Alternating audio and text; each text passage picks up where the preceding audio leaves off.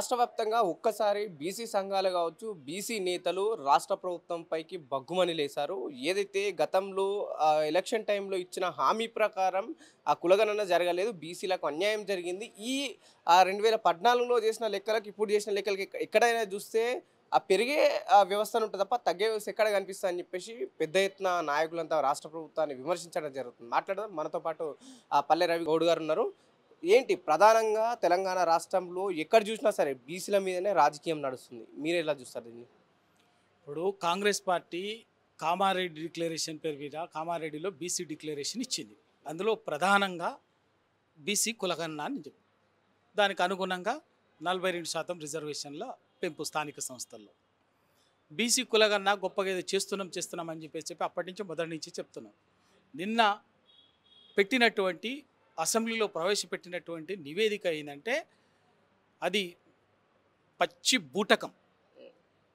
బీసీలని గొంతు కోసే, రాజకీయంగా ఆర్థికంగా సామాజికంగా బీసీల గొంతు కోసేటటువంటి నివేదిక అది.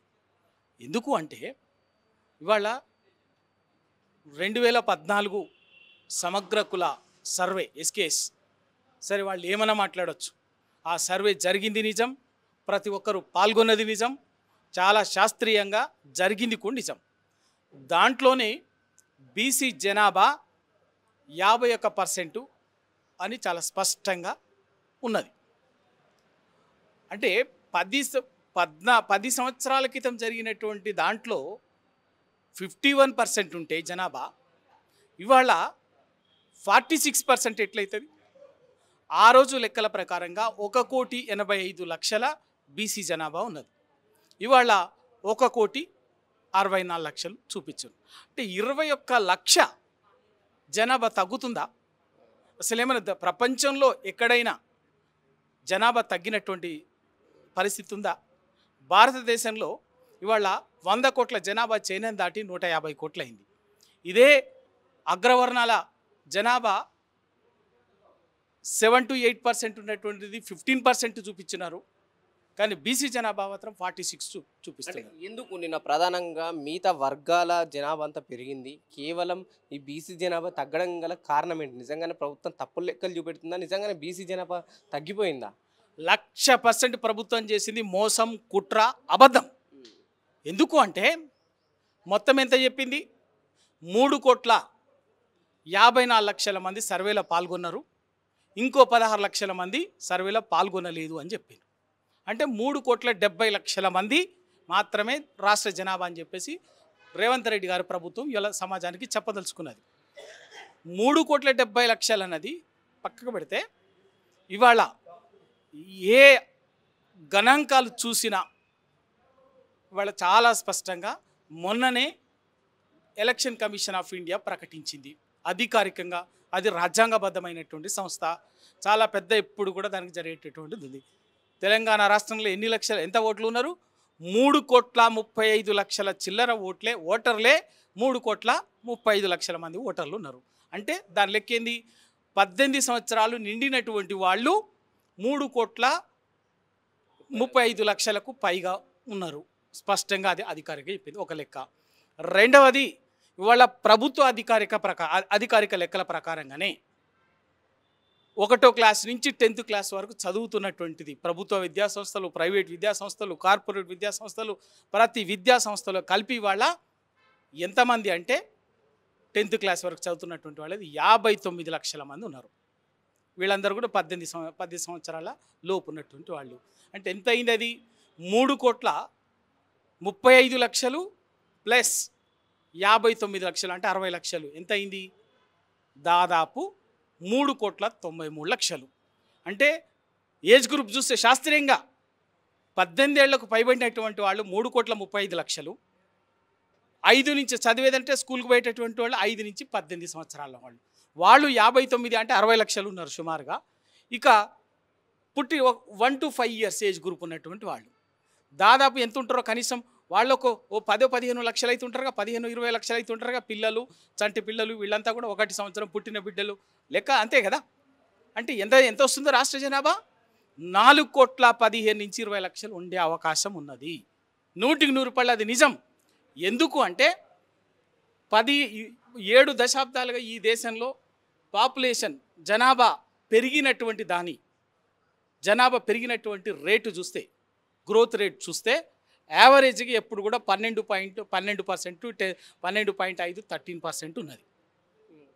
13% ఉన్నది. అంటే మీరు చెప్పినటువంటిదే లెక్కల ప్రకారంగా ఇవాళ తెలంగాణలో 2011లో ఉన్నటువంటి జనాభా ఏంటంటే 3,60,00,000 కదా. ఆ 3,60,00,000కి యావరేజ్గా చేసుకుంటా పోతే 2011 అధికారిక జనాభా లెక్కలు యావరేజ్ అంటే ఇప్పుడు 14 ఇయర్స్ ఎంత పెంచుకో 14 ఇయర్స్ కంటే దాదాపు ఎంత అంటే 20% పెరుగుతుంది. అంటే ప్రతి 10 ఏళ్ళకి ఒకసారి 12% 13% పెరిగిన 15 ఏళ్ళకి ఎంత అంటే దాదాపు మొదటి 10 ఏళ్ళు 2011 నుంచి 2021 వరకు 3,60,00,000లో నీకు సుమారుగా ఒక 36 కోట్లు అంటే 4 కోట్లు, మళ్ళీ ఆ తర్వాత ఈ సంవత్సరంలో పెడితే ఒక 4 కోట్లు 4,25,00,000 4,20,00,000 దాకా ఉండే అవకాశం ఉన్నది. కానీ మీరు మాత్రము చెప్తున్నటువంటిది అంటే 3,70,00,000 అంటే 2011వ సంవత్సరంలో ఎంత జనాభా ఉందో దాదాపు గంత చెప్తున్నారు. మరి ఒకవేళ నిజంగా అదే చెప్పిందే మీరే నిజమైతే జనాభా పెరగలేదు అనుకుందాం, మరి అగ్రవర్ణాల్లో ఆ రోజు ఉన్నటువంటిది 16 లక్షల జనాభా ఇవాళ ఎట్లా పెరిగింది? ఒకటి ఎస్సీలో కూడా కొంత పెరిగింది, ఎస్టీలో పెరిగింది, కొంత మైనార్టీలో పెరిగింది. ఆ ప్రపోర్షనేట్ చూస్తే సంఖ్య 10, 11%, 13% యావరేజ్ వృద్ధి రేటుకు సమానంగా చూపిస్తుంది. అంటే మరి మిగతా అన్ని వర్గాల్లో పెరుగుతుంది, ఒక్క బీసీల్లో మాత్రము ఎందుకు పెరగదు? పెరగకపోగా 20 లక్షల మందిని 2014లో 1,85,00,000 ఉంటే ఇవాళ 1,64,00,000 చూపిస్తుంది. ఏంటంటే ఏంది అంటే బీసీలు అంటే మీకు లెక్కలేదా? అంటే 20 మందిని చంపేస్తారా? చచ్చిపోయిన వాళ్ళు ఎవరో వాళ్ళ పేర్లు కూడా ప్రకటించండి. సరే, ఈ 10 సంవత్సరాల్లో బీసీలు ఎవ్వరు కొత్తగా పుట్టలేదు అనుకుందాం, కొత్తగా జన్మించలేదు అనుకుందాం, జనాభాలో చచ్చిపోయిన వాళ్ళు తప్ప పెరగలేదు అనుకుందాం. మరి ఆ చనిపోయినటువంటి వాళ్ళు 20 లక్షల మంది లిస్టు ప్రకటించండి. ప్రభుత్వం ఎందుకు నిర్లక్ష్యం వహిస్తుంది? ఒకవైపు బీసీ ఉద్యమం బీసీల్లో చైతన్యవంతమై బీసీ ఉద్యమం బలంగా తెలంగాణ రాష్ట్రం నడుస్తుంది. ఇన్ కేస్ బీసీలు రాజకీయంగా బలపడితే మాకు కాంగ్రెస్ పార్టీకి కావచ్చు మాకు ఏమైనా ఇబ్బంది కలిగే అవకాశాలు ఉంటాయని బీసీ జనాభా తక్కువ చూపిస్తుందా ప్రస్తుతం ఉన్న రాష్ట్ర ప్రభుత్వం? బీసీకి కాంగ్రెస్ పార్టీ డిఎన్ఏలోనే బీసీ వ్యతిరేకత ఉన్నది. బీసీ వ్యతిరేకత ఇవాల్టి కాదు చరిత్ర. ఎందుకు అంటే 1871 నుంచి ఈ దేశంలో బ్రిటిష్ కాలంలోనే ప్రతి 10 సంవత్సరాలకు ఒకసారి జనాభా లెక్కల సేకరణ జరిగింది. దాంట్లో అన్ని కులాల జనాభా లెక్కల సేకరణ జరిగింది. ఎప్పటి వరకు జరిగింది? 1931 వరకు జరిగింది మొత్తం జనాభా లెక్కల సేకరణ. 1941లో మాత్రం జరగలేదు. ఎందుకంటే రెండవ ప్రపంచ యుద్ధం కారణంగా జరగలేదు. రెండవ ప్రపంచ యుద్ధం కారణంగా జరగకపోవటం వల్ల ఒకసారి ఆగిపోయింది. మళ్ళీ దేశానికి స్వాతంత్రం వచ్చిన తర్వాత మొట్టమొదటిసారిగా జనాభా లెక్కల సేకరణ ఎప్పుడు జరిగిందంటే 1951లో జరిగింది. మరి అప్పటి వరకు 1871 నుంచి 1931 వరకు నిరంతరంగా 10 ఏళ్లకు ఒకసారి జరిగినటువంటి అన్ని కులాల లెక్కల సేకరణ, గణాంకాల సేకరణ 1951కి వచ్చేసరికి ఆగిపోయింది. ఎవరు? అప్పటి మొట్టమొదటి ప్రధానమంత్రి జవహర్లాల్ నెహ్రూ గారు, అధికారులు దానికి సంబంధించినటువంటి సిఫారసు చేసినప్పటికీ కూడా ఆయన రిఫ్యూజ్ చేసి అక్కర్లేదు, ఓన్లీ ఎస్సీ ఎస్టీ జనాభా లెక్కల్ని సేకరించండి అని చెప్పేసి నిర్ణయం తీసుకున్నటువంటిది కాంగ్రెస్ పార్టీ. మొట్టమొదటి ద్రోహం అక్కడే జరిగింది. ఆ రోజు నుంచి కాంగ్రెస్ పార్టీ చేసినటువంటి ద్రోహాల పరంపర ఇప్పటి వరకు కొనసాగుతూనే ఉంది. దాని మీద 1951లో ఆ రోజు జరిగినట్టు ఆ తర్వాత వచ్చినటువంటి అప్పటి బుద్ధిజీవులు, ఈ వర్గాలకు సంబంధించినటువంటి వాళ్ళు పోరాటం చేసిన నేపథ్యంలో, ఒత్తిళ్లు చేసిన నేపథ్యంలో బీసీల అభ్యున్నతి కోసం లెక్కలు మిగతా ఆయన పేరు మీద ఏంటంటే ఒక కలేల్కర్ కమిషన్ వేసిండ్రు 1952లో బీసీల కోసం. ఆ కలేల్కర్ నివేదిక కూడా వచ్చింది. ఆ నివేదికని 1979 వరకు బుట్ట దాఖలు చేసినటువంటిది నెహ్రూ గారు చేసిండ్రు, ఇందిరాగాంధీ గారు చేసిండ్రు.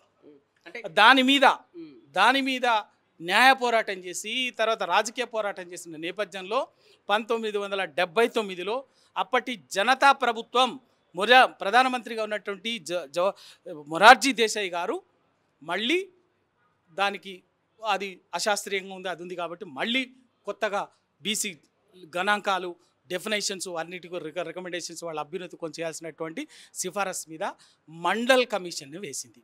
ఆ మండల్ ఎవరు మొరార్జీ తీశారు 1979లో. ఆ మండల్ కమిషన్ వేస్తే మండల్ కమిషన్ నివేదిక సంవత్సరంలో ఇచ్చింది, 1980లో ఇచ్చింది. ఆ 1980లో నివేదిక మండల్ కమిషన్ నివేదిక వచ్చేటప్పటికల్లా ప్రధానమంత్రిగా మొరార్జీ దేశాయ్ గారు మారి మళ్ళీ ఇందిరాగాంధీ గారు వచ్చారు. ఆ ప్రధానమంత్రి మండల్ కమిషన్ నివేదిక అప్పటి ప్రధానమంత్రి ఇందిరాగాంధీ గారికి ఇచ్చిండు. ఆమె తీసుకుపోయి ఏం చేసింది, మూట కట్టి అటక మీద పెట్టింది. కాక అయ్యనేమో ఇందిరాగాంధీ గారి అయ్యనేమో జవహర్లాల్ నెహ్రూ గారేమో కాకా కలేల్కర్ కమిషన్ నివేదికని మూట కట్టి అటక మీద పెట్టిండు. బిడ్డనేమో మండల్ కమిషన్ నివేదికను అటక మీద పెట్టింది. ఇంకా ఆ తర్వాత అప్పటి నుంచి ఇప్పటి వరకు అక్కడ కనీసం అది దానికి సంబంధించినటువంటిది కూడా లేదు.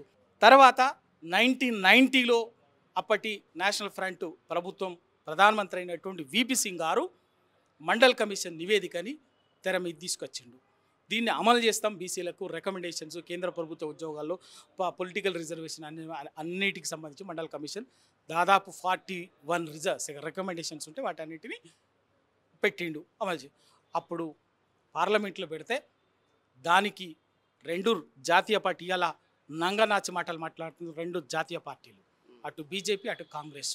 ఆ రోజు ఆ నివేదిక మీద అప్పటి కాంగ్రెస్ పార్టీ 4లో నాయకుడైనటువంటి రాజీవ్ గాంధీ గారు మాట్లాడినటువంటి మాట ఏంటంటే, ఈ నివేదిక వల్ల బీసీల గణాంకాల వల్ల బీసీల దీనివల్ల మండల్ కమిషన్ నివేదిక కనుక అమలు అయితే దేశం విచ్ఛిన్నమైపోతుందని చెప్పేసి ఒక దుర్మార్గమైన స్టేట్మెంట్ ఇచ్చిండు. అది ఏం అధికారికంగా ఎక్కడ పోలే, పార్లమెంట్ రికార్డులో ఉంది. తర్వాత బీజేపీ ఏమో దాన్ని వ్యతిరేకించి దేన్ని మండల్ కమిషన్ సిఫార్సులు వ్యతిరేకించి అప్పటికి బీజేపీ మద్దతుతో కొనసాగుతున్నట్టు విపి సింగ్కి సంకీర్ణ ప్రభుత్వానికి మద్దతు ఉపసంహరించింది. బీజేపీ మద్దతు ఉపసంహరించి బీజేపీ ఆ ప్రభుత్వాన్ని పడగొట్టి ఎల్కే అద్వానీ గారు రథయాత్ర పెట్టింది. అట్లా వెనక్కి పోయినటువంటిది ఇవాళ ఆ మండల్ కమిషన్ నివేదిక అమలు కాలే, ఇది అమలు కాలే, ఇది కాలే, తర్వాత పార్షియల్ కాదు, తర్వాత కొంత అమలు అవుతూ వచ్చిందే తప్ప కాలే. ఇట్లా ఇవాల్టి వరకు కూడా అనేక సందర్భాల్లో సందర్భం వచ్చినప్పుడు కూడా ఇలా కాంగ్రెస్ పార్టీ రాష్ట్రంలో అధికారంలోకి వచ్చింది, కేంద్రంలో అధికారంలో వచ్చింది. 70 సంవత్సరాలు ఈ దేశాన్ని పరిపాలించినటువంటి కాంగ్రెస్ పార్టీ ఇప్పటివరకు కేంద్రంలో బీసీల కోసం ఒక మంత్రిత్వ శాఖ పెట్టలే. అంటే కులగణనకి పంగనామాలు పెట్టింది స్వాతంత్రం. దాదాపు 60-65 చెప్తున్నానంటే బీసీల వ్యతిరేకత కాంగ్రెస్ పార్టీ డిఎన్ఏలో ఉంది అనడానికి ఇది ఉదాహరణ. ఇవాళ కూడా కేవలం బీసీలని మాయ చేసి, మోసం చేసి, వంచన చేసి, ద్రోహం చేసి అధికారంలోకి రావటం కోసము కామారెడ్డి డిక్లరేషన్ పేరు మీద కులగణన అన్నది 42% రిజర్వేషన్ అనేది తప్ప వాళ్లకు బీసీల పట్ల ఎప్పటికీ కూడా మోసపూరితమైన ద్రోహపూరితమైన వైఖరి ఉన్నాయి తప్ప ఆ వర్గాల పట్ల హిత వైఖరి, మంచి కోరే వైఖరి లేదు. అంటే దాదాపు 60-65 ఏళ్లలో కాంగ్రెస్ పార్టీ తీసుకున్న నిర్ణయాల్లో బీసీలకు ఎటువంటి న్యాయం జరగలేదంటారు. ఎందుకంటే బీసీని చాలా సార్లు టీపీసీసీ అధ్యక్షులుగా ఎంచుకున్న కాంగ్రెస్ పార్టీ ఉంది తెలంగాణ రాష్ట్రంలో. అయితే పవన్ గారు, నేను ఇక్కడ ఒక మాట స్పష్టంగా అడుగుతున్నా, మేము ఆ పదవి ఇచ్చినాం ఈ పదవి ఇచ్చినాం కాదు. ఈ దేశానికి స్వాతంత్రం వచ్చి 80 సంవత్సరాల దగ్గరకు వచ్చింది. దాంట్లో అటు రాష్ట్రాన్ని కానీ కేంద్రాన్ని కానీ 50 సంవత్సరాలు తక్కువ కాకుండా పరిపాలించినటువంటి పార్టీ కాంగ్రెస్ పార్టీ. 1950 నుంచి 85 వరకు రాష్ట్రాన్ని నిరంతరంగా పరిపాలించిన పార్టీ కాంగ్రెస్ పార్టీ. తర్వాత మళ్ళీ 2004 నుంచి 14 దాకా పాలించింది కాంగ్రెస్ పార్టీ. ఇప్పుడు ఎప్పుడు అవకాశం వచ్చినా కూడా ఈ 75 ఏళ్ల చరిత్రలో ఒక్కసారి బీసీకి ముఖ్యమంత్రికి అవకాశం ఇవ్వలేదండి. ఒక్కసారి కూడా బీసీకి అవకాశం ఇవ్వలే. ఇక మీరు ఇకేమట్లా బీసీకి ప్రధానమంత్రిగా అవకాశం ఇవ్వలే, ముఖ్యమంత్రిగా అవకాశం ఇవ్వలే, మేము బీసీలో ఉద్ధరిస్తామని చెప్పేసి చెప్తే ఎట్లా? ఇది మంత్రిత్వ శాఖ పెట్టాలి వాళ్ళ కోసం. ఉన్న గణాంకాల్ని ఒక చిన్న దాని నిర్ణయంతో జరుగుతున్నటువంటి అరే బ్రిటిష్ ప్రభుత్వం ఇంగ్లాండు ఈ దేశాన్ని పాలించిన పరాయోడు ఆ గణాంకాలు చేసిండే తప్ప మీరు కనీసం ఆ గణాంకాలు చేయలేదు అని ఇంకెక్కడ మీరు చెప్పడానికి కేవలం బీసీలు అనేటటువంటి వాళ్ళు వీళ్ళు రాజకీయంగా వీళ్ళ పల్లకిలు మోసేలే బొయ్యిలుగా ఉండాలి, వీళ్ళ తాళాలు కొట్టేటటువంటి వాళ్ళుగా ఉండాలి, భజనాపరులుగా ఉండాలి తప్ప వీళ్ళని రాజకీయంగా ఎదిగేటటువంటి అవకాశం లేదు. ఆ పదవి ఇచ్చిన వద్దండి, పీసీసీ వద్దు, విధానం మాకు అక్కర్లేని స్టేట్ అడుగుతున్నా. ఆ పీసీసీ అగ్రవర్ణానికి ఇచ్చి వాళ్ళు తెలంగాణ ముఖ్యమంత్రి ఇచ్చారు ఒక సంవత్సరం, ముఖ్యమంత్రికి ఓ బీసీ బిడ్డకి అండి. ఎవరికి ఇస్తారు? మీకు నచ్చిన బీసీ బిడ్డకి వాళ్ళ ముఖ్యమంత్రిని ఇవ్వండి తెలంగాణలో. ఒకటి చెప్పండి ఫైనల్గా, బీసీల విషయంలో ఒకవైపు ఉత్తమ్ కుమార్ రెడ్డి కావచ్చు, జానారెడ్డి ప్రధాన పాత్రలు ఎందుకు పోషిస్తున్నారు? వాళ్ళకి అసలు ఈ బీసీల విషయంలో ఏం పని అని చెప్పి చాలామంది క్వశ్చన్ చేస్తున్నారు. దీన్ని మీరు ఎలా చూస్తారు? మీరు మంచి ప్రశ్న అడిగారు. ఇవాళ బీసీ కులగన్న అనేది, బీసీని కాదు కొత్త కులగన్న అనేది ఏ శాఖ ఆధ్వర్యంలో జరిగింది? ప్రణాళిక శాఖ ఆధ్వర్యంలో జరిగింది. ఆ ప్రణాళిక శాఖ ఏ మంత్రి దగ్గర ఉన్నది? ఉత్తమ్ కుమార్ రెడ్డి కాదు. మీరు కూడా పొరపడితే ఎట్లా? ఉప ముఖ్యమంత్రి మల్లు బట్టి విక్రమార్క దగ్గర ఉన్నది ఆర్థిక శాఖ, ప్రణాళిక చెప్పడం కూడా ముఖ్యమంత్రి దగ్గర, ఉప ముఖ్యమంత్రి బట్టి విక్రమార్క. మరి ఉప ముఖ్యమంత్రి దగ్గర ఉన్నటువంటి శాఖని, ఆ ప్రణాళిక శాఖ చేసినటువంటి గణాంకాల్ని ఎవరు చేయాలి? దానికి మంత్రి ఉపసంఘానికి చైర్మన్ ఎవరు ఉండాలి? మల్లు బట్టి విక్రమార్క గారు ఉండాలి. ఆ డిమాండ్ ఏంది? మీరు చెప్పింది బీసీ డిక్లరేషన్లో భాగంగా దాన్ని చేస్తున్నారు.